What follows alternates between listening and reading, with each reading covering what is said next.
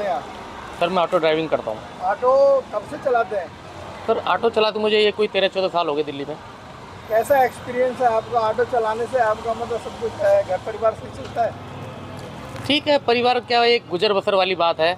बाकी आप सब समझते हैं कि एक ऑटो में कितनी इनकम है और किस तरह से काम मिलता है। कंपटीशन ज़्यादा है, गाड़ियाँ ज़्यादा हैं, दिल्ली में ट्रैफिक की समस्या है। रहने वाले किधर के हैं आप? सर मेरा प्रॉपर जन्म तो दिल्ली का है, वैसे पीछे से बैकवर्ड यूपी से हूँ मैं। तो दिल्ली में आने के बाद आपने सोचा था कि आप ऑटो ड्राइवर बनेंगे? नहीं सर, ये तो हालात होते हैं कि जब कहीं नौकरी नहीं, प्राइवेट नौकरी होती, कभी छूट गई कभी कर ली। जब तक शादी नहीं हुई थी तो प्राइवेट नौकरी थी, उसके बाद देखा कि भाई परिवार नहीं चलेगा तो ऑटो पकड़ लिया अपना काम। जैसा कि दिल्ली में ऑटो वालों का बहुत बोलबाला रहा है, आपको कुछ दिल्ली सरकार से कुछ बेनिफिट्स मिला है? दिल्ली सरकार ने तो फर्स्ट टाइम ऐसा हुआ है जो किसी सरकार ने कुछ बेनिफिट दिए हैं। ये केजरीवाल सरकार के राज में तो थोड़ा सा हैवी, बाकी उससे पहले की जो गवर्नमेंट रही हैं उससे कोई खास इस तरह का नहीं था। मतलब हर लेवल पे गाड़ी पासिंग कराने जाओ तो भी वहाँ पे दलाली बहुत ज़्यादा होती थी। अब उतना नहीं है, बहुत माइनर रह गया है ये चीज़ें, और सरकार ने हेल्प भी किया है कोरोना काल में जिस तरह से। आपके मुकाबले में दिल्ली सरकार अच्छा काम कर रही है? हाँ, जहाँ तक है मेरे हिसाब से तो ऑटो वाले के लिए और जो छोटे व्हीकल हैं, बैटरी रिक्शा वगैरह हैं, इन सब के लिए अपनी तरफ से गवर्नमेंट ने ठीक किया है। अब क्योंकि दिल्ली पुलिस अंडर में नहीं आती तो चालान वगैरह तो वो करते ही हैं।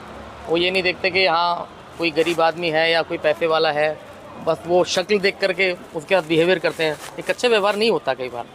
लेकिन कई बार हम देखने को मिलता है कि आजकल बहुत लोग हैं जो कि दिल्ली सरकार के अरविंद केजरीवाल से ज़्यादा खफा हैं।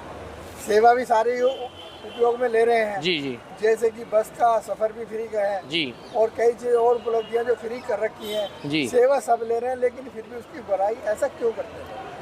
देखिए सर, सबकी अपनी अपनी मानसिकता है, सबका अपना अपना सोचने का ढंग है। और कुछ लोग तो चाहते हैं कि अपना भला करें, लेकिन जो देश हित में है, जो सबके लिए है, जो सबके लिए कल्याण की बात है, अगर उस एंगल से आप देखेंगे तो सभी के लिए जो हो रहा है वो ठीक हो रहा है। क्योंकि वो किसी तरह का भेदभाव नहीं कर रहे हैं, वो महिला के लिए भी बराबर काम कर रहे हैं, पुरुषों के लिए बराबर काम कर रहे हैं, सभी सर्व जाति सर्व धर्म के लिए समान कार्य कर रहे हैं। तो इसलिए मैं समझता हूँ कि ठीक है। ऑटो रिक्शा चला के आप कितना कमा लेते हैं? सर इसमें कोई फिक्स सैलरी तो है नहीं, कभी है कि 700 कम गए, कभी 800 कम गए, कभी कभी अच्छा कर लग गया तो 1000 भी कम गए। ऐसे कोई फिक्स अमाउंट नहीं है। बट ये है कि हाँ ठीक है, एक किसी की 8-10 हज़ार रुपये की नौकरी करने से लाख गुना बेटर है। मेहनत करते हैं जितना उतना मिल जाता है। लेकिन ये जब से गैस महंगी हुई है, इससे आपका कुछ फ़र्क पड़ा है? हाँ जी, बिल्कुल बहुत फ़र्क पड़ा है। क्योंकि गैस के अकॉर्डिंग हमारी इनकम नहीं हो रही, पैसेंजर से हमें उस हिसाब से पैसे नहीं मिल रहे।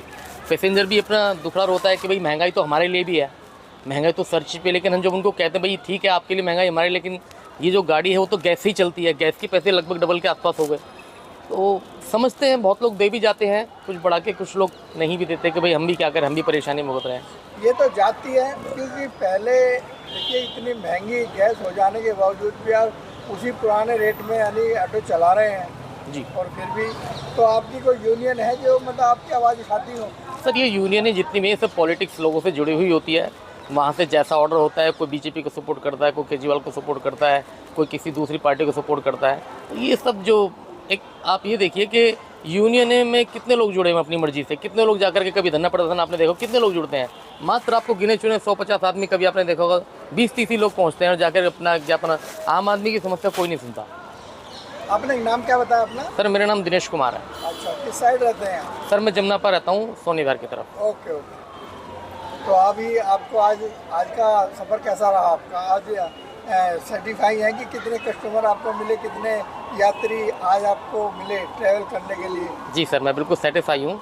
और मैं एक चीज़ और कहना चाहूँगा, जिस तरह से पैसेंजर की सेफ्टी के लिए सरकार ने अलग अलग कानून, अलग अलग लॉ बनाए हुए हैं कि अगर सवारी के साथ किसी प्रकार का कोई मिसबिहेव होता है तो उसके लिए बहुत सारे लॉ हैं। लेकिन यदि ड्राइवर के साथ किसी तरह का सवारी मिसबिहेव करे तो उसको कैसे आइडेंटिफाई किया जाए?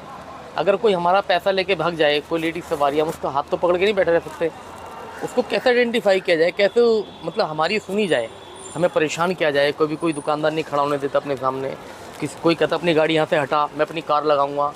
कई बार इस तरह की सिचुएशन होती है, मतलब हमारे साथ गलत व्यवहार इस तरह का होता है। फिर दूसरा, अगर हम अपनी शिकायत लेके कहीं जाते हैं थाने में, पुलिस में, तो हमारे साथ हमारी शक्ल देख करके हमारे साथ इस तरह का बिहेव किया जाता है कि ये तो गरीब है, ऐसे तक। पहली बात तो हमारी सुनी नहीं जाती इतनी खास। कई लोगों की टेंडेंसी ऐसी बनी हुई है कि ऑटो रिक्शा चालक है तो उसका यह भी अच्छा नहीं होगा, जी। कई लोग सोचते हैं ये। जी। तो हमने तो ऐसे भी ऑटो रिक्शा वाले देखे जो पूरी ईमानदारी के साथ ऑटो चलाते हैं। तो ऐसे रिक्शा चालकों के लिए आप यानी क्या कहना चाहेंगे जो मतलब सर मैं बिल्कुल ये कहना चाहूँगा, देखिए ये एक पैसेंजर व्हीकल है, पब्लिक डीलिंग का काम है। अगर इसमें किसी तरह के गलत ड्राइवर हैं तो ये सरकार की नाकामयाबी है, क्योंकि ये दायित्व तो सरकार का बनता है कि अच्छे व्यवहार वाले उनको रेटिंग दी जाए, उनको प्रोत्साहन दिया जाए। उनका भी एक सिस्टम, आज जब ऑनलाइन का ज़माना है तो एक उनको भी रेटिंग दी जाए। जो अच्छे व्यवहार वाले हैं उनको प्रोत्साहित किया जाए, और जो गलत व्यवहार वाले ड्राइवर हैं, जो ड्रिंक करके ड्राइविंग करते हैं या मिसबिहेव करते हैं या गलत तरीके से ज़्यादा चालान कटवाते हैं, उनको बाहर किया जाए। जब आप हर चीज़ में छटनी करते हो तो यहाँ क्यों नहीं, सिर्फ एक ये गाड़ी तक ही सीमित क्यों, गाड़ी के ही चालान क्यों? ड्राइवर को भी उनका नीट लाइसेंस कैंसिल कर देना चाहिए, रद्द कर देना चाहिए आगे तक के लिए। पहले गैस क्या रेट में मिलती थी आपको? तो पहले गैस ये कोई 46-47 रुपये से हम लोग बढ़ा रहे थे। इसके बाद धीरे धीरे सरकार कब रातों रात कभी 2 रुपये बढ़ा दिए, कभी 1 और बढ़ा दिए। आज क्या रेट है?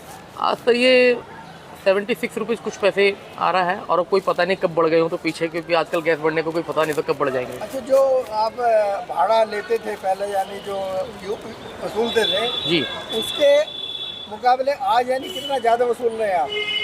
सर ये कि एक पैसेंजर से कभी जैसे कोई लॉन्ग सवारी है 100 रुपीज़ से ऊपर की है तो 20-25 रुपये दे देती है एक्स्ट्रा, से नीचे की तो 10-15 रुपये एक्स्ट्रा दे देती है। एक एवरेज समथिंग हम भी सोच रहे थे चलो गैस का खर्चा निकल जाएगा, ये सब होता है। दिल्ली सरकार ने कोई ऐसा नियम नहीं बनाया जैसे कि गैस महंगी हुई है उसके अकॉर्डिंग रेट बढ़ाने की बात कही हो, या मतलब कोई विशेष कोई नोटिस ऐसा निकाला हो आपके लिए कि भाई आप रेट इतना लीजिए? नहीं, अभी ये नहीं आया, बाकी मैंने भी 1-2 बार पेपर में पढ़ा है कि बातचीत चल रही हैं और रेट बढ़ाना तय हो गया है। और ऊँट के मुंह में जीरे वाली कहानी जो रेट है वो सिर्फ उतना बढ़ाया जा रहा है। आज की डेट में 9.5 रुपये किलोमीटर है, और मेरे ऐसा सुनने में आ रहा है कि सरकार सिर्फ 10 रुपये या 11 रुपये इस तरह से करेगी। मतलब महंगाई के अकॉर्डिंग आप देखा जाए, मतलब अपनी चीज़ का मनमाने तरीके से पैसे बढ़ाओ। जहाँ एक गरीब आदमी की मजदूरी का सवाल आता है तो वहाँ आप ऊँट के मुँह में जीरे वाली कहानी कर देते हैं। ऐसा क्यों? क्या हमारे बच्चे स्कूल जाने के लिए नहीं है? हमारे बच्चे को अच्छी शिक्षा नहीं मिलनी चाहिए? आप एक छोटा सा अमाउंट बढ़ा करके आप क्या दिखाना चाहते हो कि आप हमारी बहुत बड़ी हेल्प कर रहे हैं?